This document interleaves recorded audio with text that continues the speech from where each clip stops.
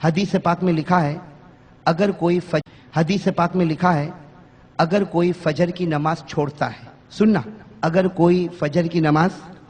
چھوڑتا ہے، جان بوجھ کر فجر کی نماز، بہت سے بھائی ہوں گے آج فجر نہیں پڑھی ہوگی، کتنے یہاں پر بیٹھے ہوں گے، میں سنانا چاہتا ہوں میرے دوستوں، یہ حدیث سنانا چاہتا ہوں۔ جناب نبی کریم صلی اللہ علیہ وسلم نے فرمایا کہ قیامت تک میرا کوئی بھی امتی فجر کی نماز چھوڑے گا، یہاں فجر کا وقت ختم، یہ اپنے بستر پر سو رہا ہے، یا ہماری ماں بہن بستر پر ہے، فجر کا وقت ختم، حدیث پاک میں لکھا کہ ہمارے نبی نے فرمایا شیطان اس کے بستر پر آتا ہے، یبولو فی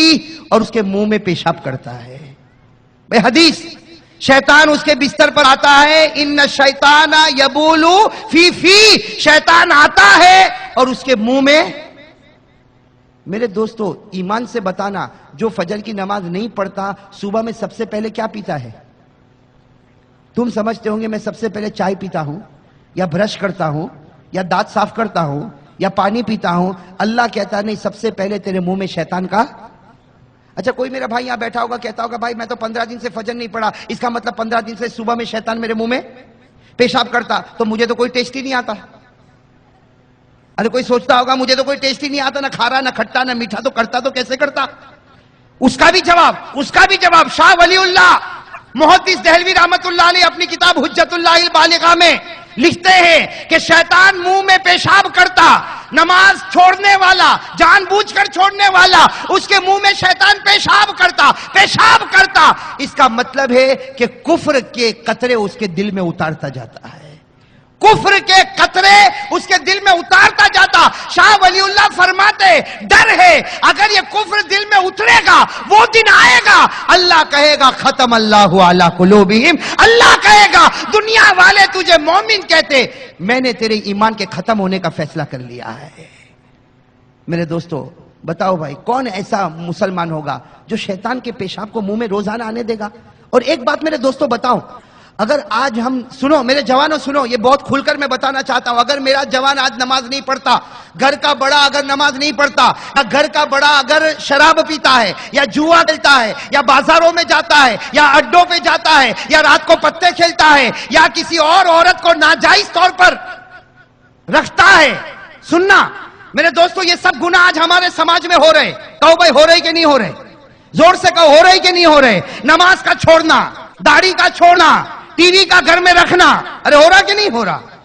ٹی وی کا رکھنا، شراب پینا، جوا کھیلنا، میرے دوستو عورتوں کو ناجائز طور پر استعمال کرنا، آج گلی گلی میں سود کا کاروبار عام ہوتا جا رہا۔ میرے جوانوں آج کان کھول کر سنو، یہ اللہ کی بات ہے، آج ہم کرتے ہیں اس لیے کہ میرے پاس طاقت ہے، آپ کے پاس طاقت ہے، زنا بھی کرتا ہے، چوری بھی کرتا، شراب بھی پیتا، نماز بھی چھوڑتا، ٹی وی بھی گھر میں رکھتا، ننگا پنا بھی گھر میں کرتا، آج طاقت ہے، لیکن میرے دوستو قرآن کہتا ہے گھر کا بڑا اگر یہ کرتا رہا اس کا اثر اس کی اولاد پر پڑتا جائے گا۔